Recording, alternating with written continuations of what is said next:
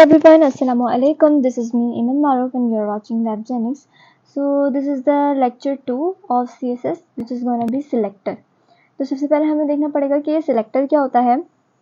Basically जो word है selector, ये निकला है सिलेक्ट वर्ड से. ठीक है,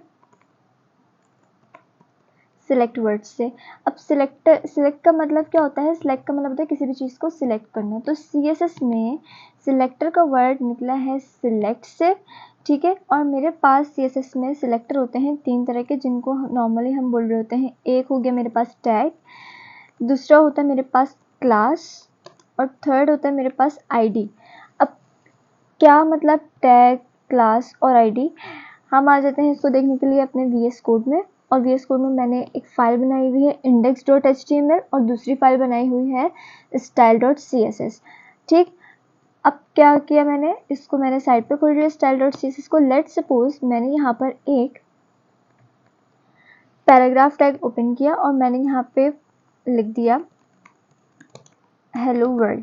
ठीक, अब इसका मैंने जाके आउटपुट चेक किया तो मुझे यहाँ पे आउटपुट मिल गया हेलो वर्ल्ड. ऑलराइट, अब बेसिकली सिलेक्टर का मतलब क्या होता है? सिलेक्टर का मतलब होता है अपने CSS में जिस भी चीज़ को हम सिलेक्ट कर रहे हैं. यहाँ पे हम किसको सिलेक्ट करेंगे? मैं टैग को सिलेक्ट करूँगी. लाइक टैग कौन से मेरे पास? P टैग यानी पैराग्राफ टैग. अगर मैंने यहाँ पर P को सिलेक्ट किया और अपने कर्ली ब्रेसेस ओपन किए तो बेसिकली ये जो मैंने सिलेक्ट किया ना P को, ये मेरे पास कहलाएगा सिलेक्टर. अब लेट सपोज मैंने यहाँ पर H1 लिखा, मैंने H1 में लिखा I am learning web development. ठीक है, तो उसके बाद अगर मैंने यहाँ पर अपने CSS में मैंने H1 को टैग किया, गेट किया और कर्ली ब्रेसेस ओपन की, तो अब मेरा सिलेक्टर क्या है? अब मेरा सिलेक्टर है H1. इसी तरह से अगर मैंने यहाँ पर एंकर टैग में कोई भी लिंक इंसर्ट किया और यहाँ पर मैंने लिख दिया होम, तो अब ए क्या है? ए मेरा सिलेक्टर हो जाएगा जब मैं उसको CSS में सिलेक्ट करूँगी. ठीक है, तो इस तरह से चाहे ये ए हो, H1 हो या फिर मेरा पैराग्राफ का टैग हो, यानी आप जिस भी चीज़ को सिलेक्ट कर रहे हैं वो मेरे पास कहलाता है सिलेक्टर. ठीक, यहाँ तक समझ में आया? मैंने index.html फाइल बनाई, style.css बनाई. फर्स्ट काम होता है हेड के टैग में अपनी फाइल को लिंक करवाना, तो मैंने यहाँ पे लिंक करवा दिया. उसके बाद मैंने बताया कि सिलेक्टर्स क्या होते हैं. सिलेक्टर्स मेरे पास 3 तरह के होते हैं. अगर तो ये कोई क्लास पैराग्राफ टैग है तो मैंने इसको P को गेट किया यहाँ पर, फिर मैंने H1 को गेट किया, तो ये मेरे पास यहाँ पर P क्या कहलाएगा? सिलेक्टर कहलाएगा. H1 क्या कहलाएगा? सिलेक्टर कहलाएगा. और एंकर टैग क्या कहलाएगा? सिलेक्टर कहलाएगा. ऑलराइट, अब इसी तरह से लेट सपोज यहाँ पर मैं कोई स्टाइलिंग भी ऐड कर सकती हूँ. लास्ट लेक्चर में हमने कवर किया था कलर प्रॉपर्टीज़. तो मैंने यहाँ पर पैराग्राफ में जो हेलो वर्ल्ड लिखा हुआ है इसका कलर मैंने सेट कर दिया रेड. जाके मैंने आउटपुट चेक किया तो हाँ, मुझे हेलो वर्ल्ड रेड में मिल गया. अब मैंने आई एम लर्निंग का कलर सेट किया, कलर ग्रीन, तो मुझे I am learning web development भी किस में मिल जाएगा? ग्रीन में मिल जाएगा. क्यों नहीं हुआ ग्रीन? अच्छा सॉरी, यहाँ पे कॉलम्स लिख दिए कलर. ठीक है, तो यहाँ पर I am learning web development भी क्या हो गया? ग्रीन हो गया. उसके बाद चाहूँ तो मैं एंकर टैग में क्या कर सकती हूँ? मेरे पास एक प्रॉपर्टी होती है लाइक दिस. यहाँ पर एंकर टैग है और जब भी हम, यानी कि लिंक का टैग होता है. ठीक है, तो जब भी हम यहाँ पर कोई लिंक का टैग यानी एंकर टैग ओपन करते हैं तो उसके नीचे बाय डिफ़ॉल्ट एक लाइन आती है. अगर मुझे इस लाइन को हटाना है तो इसके लिए एक प्रॉपर्टी होती है which is gonna be text decoration. Text decoration को मैंने क्या कर दिया? नन. तो इससे क्या होगा? ये जो होम के नीचे लाइन थी वो चली गई, जो बाय डिफ़ॉल्ट एक लाइन आ रही होती. इसी तरह से अगर मैं इसको कर दूँ लाइन थ्रू, तो लाइन थ्रू करने से क्या होगा? लाइन थ्रू करने से कट्स आ जाएगा. और अगर इसी को मैं टेक्स्ट डेकोरेशन की वैल्यू सेट कर दूँ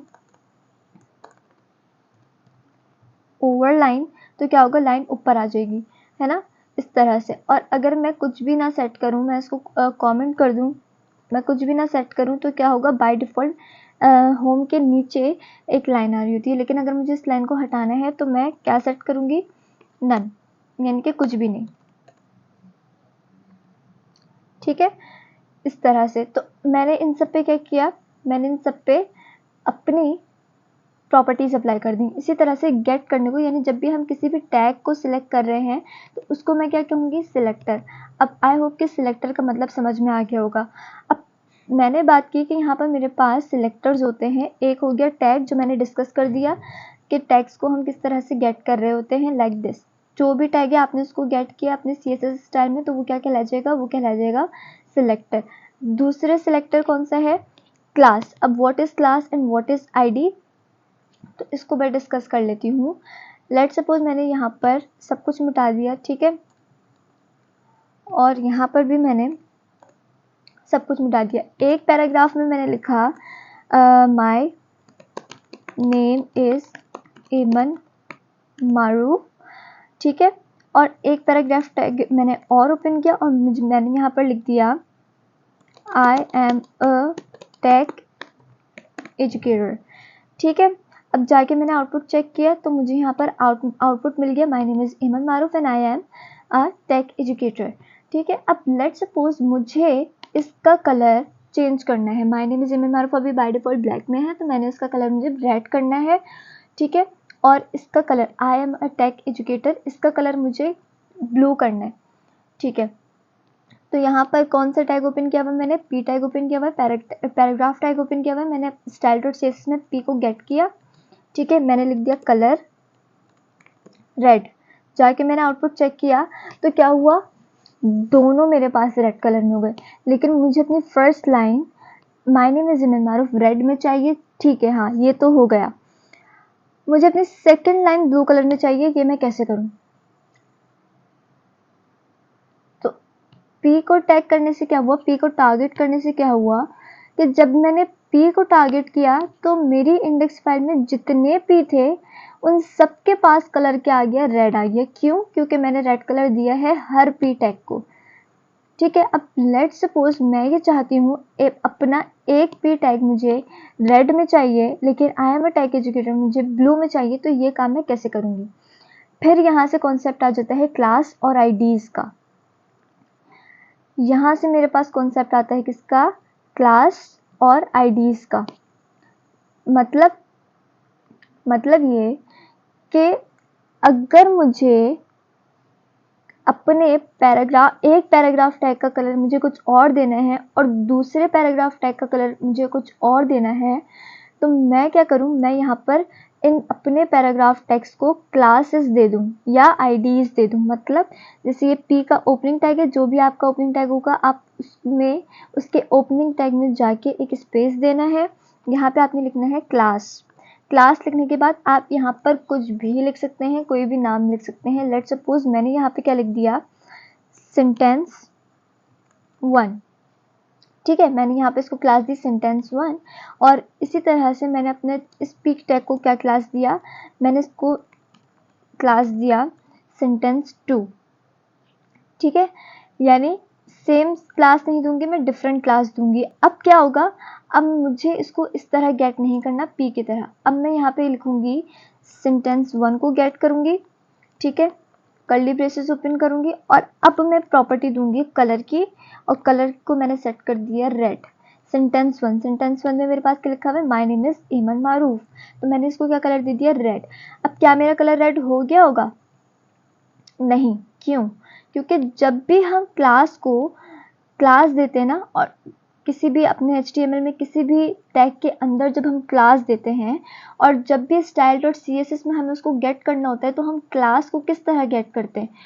क्लास का नेम लिखना सिर्फ काफ़ी नहीं होता, यानी सेंटेंस 1 अगर मेरी क्लास का नेम है तो ये सेंटेंस 1 देना काफ़ी नहीं होता, बल्कि जब भी हम कोई क्लास देते हैं तो वहाँ पे उससे पहले डॉट लगाते हैं, ठीक है। जब भी हम किसी क्लास को गेट कर रहे होते हैं, सिलेक्ट कर रहे होते हैं, तो हम यहाँ पर उसके नेम से पहले एक डॉट लगाते हैं। वो ये शो कर रहा है, ये डॉट जो है ये शो कर रहा है कि हमने इस क्लास को सिलेक्ट किया। अब अगर मैं जाके देखूँ अपना आउटपुट, तो हाँ, अब मुझे my name is Aman Maroof red colour में मिल रहा है। सिमिलरली यहाँ पर मुझे अगर I am a tech educator का कलर ब्लू करना है, तो मैंने क्या किया, मैंने सबसे पहले एक डॉट लगाया, डॉट लगाने के बाद मैंने अपनी क्लास का नेम देखा कि मेरी क्लास का नेम क्या है। मेरी क्लास का नेम जैसा है मैंने वैसे ही लिखा, कर्ली ब्रेसेस ओपन किए, कलर की प्रॉपर्टी सेट की, और कलर मैंने सेट कर दिया ब्लू। अब जाके मैं आउटपुट देखूँ तो क्या होगा, आई एम टेक एजुकेटर कौन से कलर से हो गया, ब्लू। इसका मतलब क्या होता है, इसका मतलब होता है कि अगर आपके पास बहुत सारे सेम टैग्स हैं, एक पी और ओपन कर दिया मैंने और इसमें मैंने लिख दिया, इसमें मैं लिख देती हूँ हेलो वर्ल्ड। अब क्या होगा, अब जो प्रॉपर्टी सेंटेंस 2 और सेंटेंस 1 के पास है वो हेलो वर्ल्ड को नहीं जाएगी। क्यों नहीं जाएगी, क्योंकि मैंने उसको कोई गेट ही नहीं किया। अगर इसका मतलब होता है सिलेक्टर्स में क्लास का टॉपिक या कॉन्सेप्ट क्यों आता है, जब भी हमारे पास सेम टैग्स होते हैं लेकिन मैं चाहती हूँ अपनी कुछ प्रॉपर्टी में इस पर अप्लाई करूँ, कुछ प्रॉपर्टी में इस पर अप्लाई करूँ, कुछ प्रॉपर्टी में इस पर अप्लाई करूँ। तो इसी तरह से अगर मुझे अलग अलग प्रॉपर्टीज अप्लाई करनी है, मैं चाह रही हूँ कि नहीं पैराग्राफ को मुझे गेट नहीं करना, तो मैं क्लासेस में डिवाइड कर दूंगी। लेट सपोज इसको मैं क्लास दे दूंगी, मैंने क्लास दी इसको हेलो, ठीक है। उसके बाद यहाँ पर मैंने इसको भी अगर मुझे कोई प्रॉपर्टी देनी है, कोई डिफरेंट प्रॉपर्टी देनी है, तो मैंने डॉट हेलो किया, कर्ली ब्रेसेस ओपन किए, कलर की प्रॉपर्टी करके मैंने क्या कर दिया, ग्रीन। अब जाके मैं आउटपुट चेक करूं तो क्या हुआ, अच्छा यहाँ पर केस सेंसिटिव है, यहाँ पर मैंने h को स्मॉल कर दिया, राइट। अब जाके मैं चेक करूँ तो क्या हुआ, कलर मेरे पास क्या हो गया, ग्रीन हो गया, ठीक है। इसी तरह से सिमिलरली जो काम मैं क्लास देकर सेट कर सकती हूँ वही काम मैं आईडीज देकर सेट कर सकती हूँ, ठीक है। अब लेट सपोज यहाँ पर मैंने लिख दिया h1, ठीक है, सॉरी यहाँ पर मैंने लिख दिया h1 में मैंने लिख दिया अपना वेब जेनिक्स, ठीक है। यहाँ पर मैंने लिख दिया वेब जेनिक्स। अब क्या होगा, अब मैंने वेब जेनिक्स को यहाँ पर गेट किया, h1 को गेट किया और यहाँ पर इसका मैंने कलर कर दिया ब्राउन।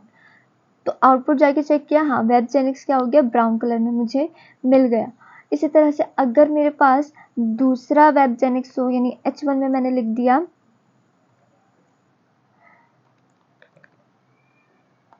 यूट्यूब, तो यहाँ पर मुझे हाँ यूट्यूब भी मिल गया, लेकिन इसका कलर भी क्या हो गया, ब्राउन हो गया। क्यों, क्योंकि मैंने हर h1 को क्या प्रॉपर्टी दी है, हर h1 को मैंने कलर दिया है ब्राउन, ठीक है। इसी तरह से जैसे यहाँ पर मेरे पास इस तरह काम हो रहा है, राइट।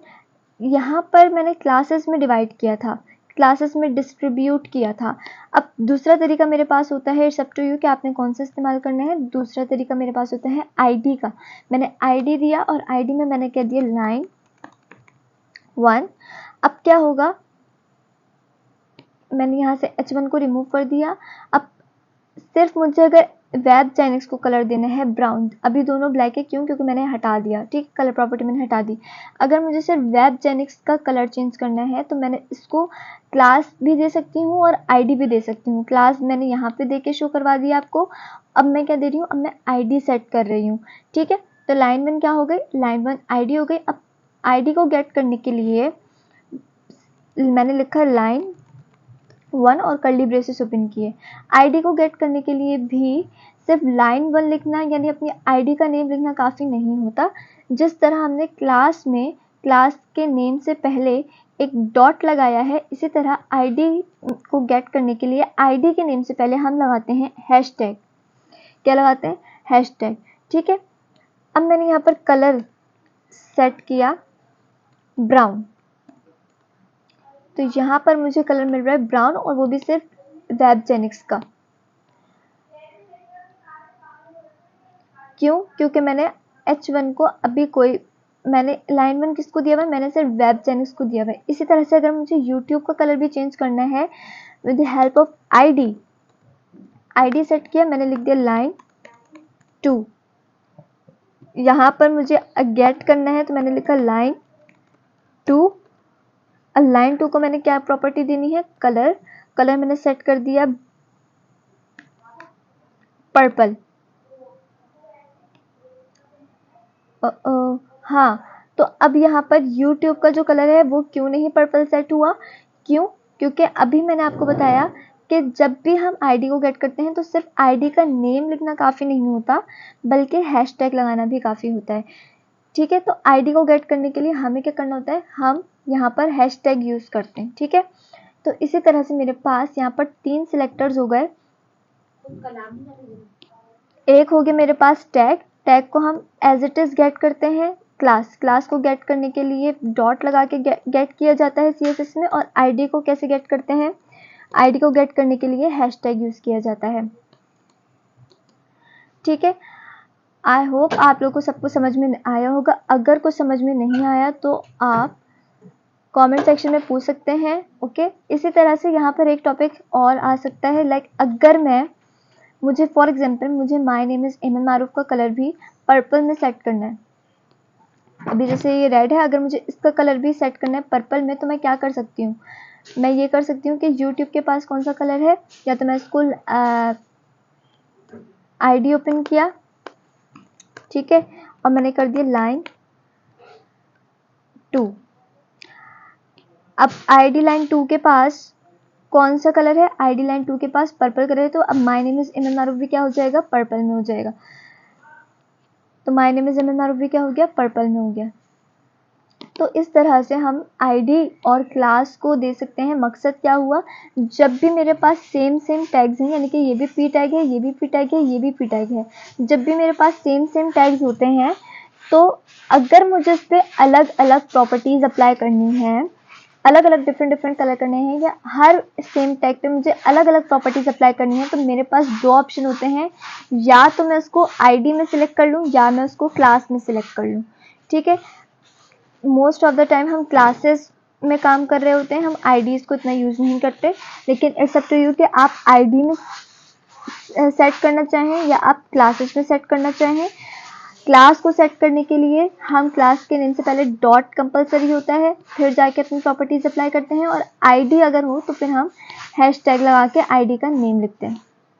आई होप आप लोगों को सब कुछ समझ में आया होगा। अगर कुछ समझ में नहीं आया तो आप कमेंट सेक्शन में पूछ सकते हैं। वीडियो अच्छी लगी तो लाइक शेयर सब्सक्राइब करना नहीं भूलें, और अगर चैनल को सब्सक्राइब नहीं किया तो डू इट नाउ। मिलेंगे नेक्स्ट लेक्चर में। टेक केयर, अल्लाह हाफिज़।